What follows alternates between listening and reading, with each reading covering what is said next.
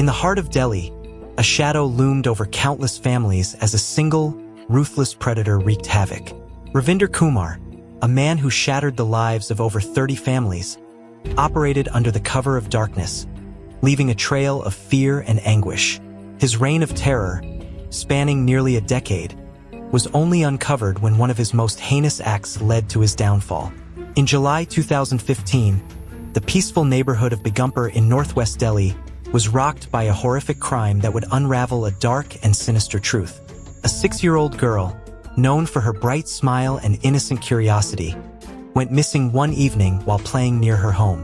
Her parents, overwhelmed with fear and concern, reported her disappearance to the police after she failed to return. The search for the missing girl led authorities to an abandoned building just a short distance from her family's home. There, the girl's lifeless body was found. She had been brutally assaulted and strangled. The shock and devastation that gripped her family were palpable, as their world was shattered by the loss of their young daughter. This tragic incident was not an isolated act, but rather a crucial link in a chain of horrors committed by Ravinder Kumar. The discovery of the girl's body marked the beginning of the end for Kumar's reign of terror, setting the stage for a relentless pursuit of justice and a deeper examination of his extensive criminal history. As we reveal the terrifying details of Ravinder Kumar's criminal activities, several questions arise. How could one individual inflict so much pain and suffering on innocent children and their families? What drove Kumar to commit such heinous acts? And why did he continue for so long without being caught? How did he manage to evade capture despite the extensive efforts of law enforcement? Join me, Brian, as we delve into these questions and more, exploring the disturbing reality behind Kumar's crimes and the relentless search for justice that followed. Ravinder Kumar's origins trace back to the quiet town of Kasganj in Uttar Pradesh, where he was born into a modest family. His father, initially a daily wage laborer, eventually found work as a plumber. His mother worked as a domestic help. The Kumar family struggled with financial instability, making life challenging for Ravinder and his siblings. From a young age, Ravinder faced numerous difficulties. His academic journey was abruptly cut short when he dropped out of school after completing Class 6. With limited education and prospects, he began working as a laborer, taking on various odd jobs to support himself and, eventually, his family. The financial strain was compounded by the pressures of urban life when he moved to Delhi in search of better opportunities. In Delhi, Ravinder's life took a darker turn. The harsh realities of the city, coupled with the lack of a stable support system, pushed him towards destructive habits. He developed a dependency on alcohol and drugs, using them as an escape from the pressures of his life. This addiction began to erode his moral compass and sense of reality. Ravinder's exposure to violent and explicit content further distorted his perception. He became consumed by a growing darkness within him, which seemed to be fueled by his frustrations and sense of powerlessness. This internal turmoil, combined with his external struggles, contributed to a volatile personality that veered toward criminal behavior. Ravinder Kumar's criminal activities began to surface around 2008, marking the start of a troubling pattern of offenses. His initial crime, though less violent than his later acts, set the stage for his disturbing trajectory. Kumar's first known victim was a young girl whom he lured with the promise of a small reward. The case, while significant, did not immediately reveal the full extent of Kumar's criminal behavior. At this early stage, his actions went largely unnoticed by the broader community, allowing him to continue his activities with relative impunity. As the years progressed, Kumar's criminal behavior escalated. By 2011, he had refined his modus operandi, focusing on increasingly violent and heinous crimes. He became more audacious, targeting more victims and committing increasingly brutal acts. The consistency in his pattern was evident. He continued to use the same methods to lure and exploit young children. This period marked the escalation of his crimes into a series of assaults and murders that would become his defining legacy.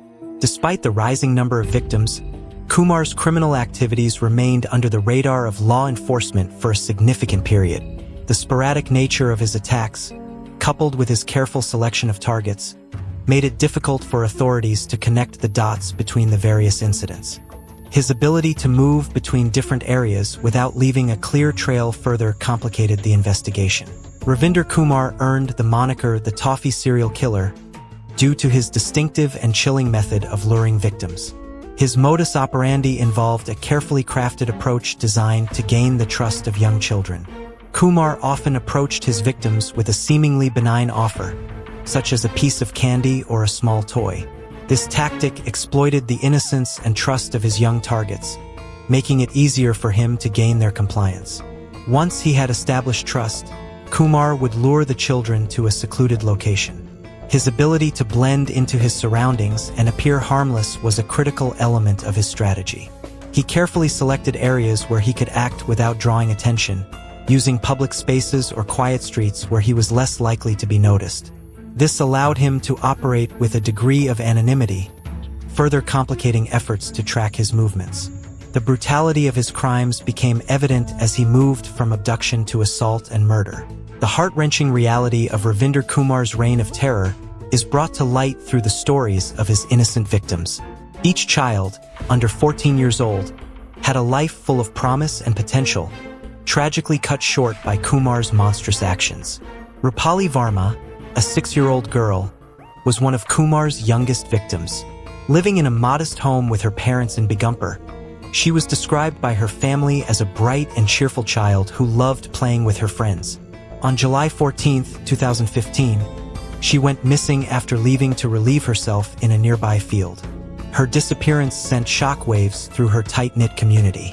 Her parents, Pushpa Devi and Santosh Kumar, were devastated as they frantically searched for her.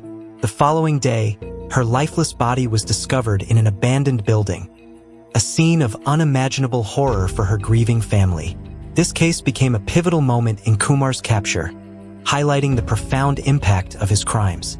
Amit Sharma, a 9-year-old boy from Aligarh, was another victim. His family lived in a rural area, struggling to make ends meet. Amit was known for his curiosity and adventurous spirit.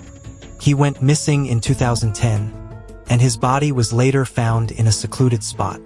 His parents were inconsolable, their lives forever changed by the loss of their young son. Amit's case was one among many that went unnoticed until Kumar's confession unveiled the grim pattern of his crimes. Preeti Patel, a 12-year-old girl from Noida, was targeted by Kumar in 2013. Preeti was a bright student who loved school and dreamed of becoming a teacher. Her family, devastated by her sudden disappearance, searched tirelessly but found no trace of her until Kumar's arrest brought a grim closure. Her murder was a stark reminder of the innocence lost due to Kumar's depravity. These stories are just a glimpse into the anguish inflicted by Kumar. The families of these children have had their lives shattered. The psychological and emotional scars left by such heinous acts are profound and lasting. The investigation into Ravinder Kumar's extensive criminal activities was a meticulous and arduous process that revealed the horrifying breadth of his crimes. The journey from the initial crime scene to uncovering the full scope of Kumar's criminal network involved a combination of old-fashioned detective work and modern forensic techniques. After finding Rupali's body, early efforts were focused on finding any witnesses or surveillance footage that could provide clues about the perpetrator. One of the critical pieces of evidence was the driving license found at the scene. The license belonged to a man named Sunny, who was later identified as a victim of a violent attack by a group of men, including Ravinder Kumar. This connection was pivotal. Sunny's testimony and the evidence linking Kumar to the crime scene provided crucial leads for the investigators. Deputy Commissioner of Police Vikramjit Singh and his team meticulously pieced together the evidence. They conducted thorough interviews with Sunny and other potential witnesses, scrutinized Kumar's known associates, and re-examined unsolved cases that bore similarities to the recent crime. Their investigation revealed that Kumar had a pattern of targeting young girls. The breakthrough came when forensic analysis of the evidence from the crime scene matched Kumar's DNA. His confession to the police, combined with the forensic evidence, confirmed his involvement in over 30 similar crimes. The case was a stark reminder of the lengths to which Kumar had gone to avoid detection and the persistent efforts of law enforcement to bring him to justice. The investigation not only led to Kumar's capture, but also shed light on the systemic issues that allowed him to evade capture for so long. Ravinder Kumar was sentenced to life imprisonment. After his arrest and subsequent confession in 2015, he was tried for the multiple crimes he committed, including the abduction, sexual assault, and murder of several children. While he confessed to killing more than 30 children, he was convicted for some of these crimes based on the evidence available. Given the severity of his crimes, the court sentenced him to life imprisonment, reflecting the gravity of his actions and the lasting impact on the victims' families. His case also highlighted significant issues within the criminal justice system regarding the handling of such heinous offenses.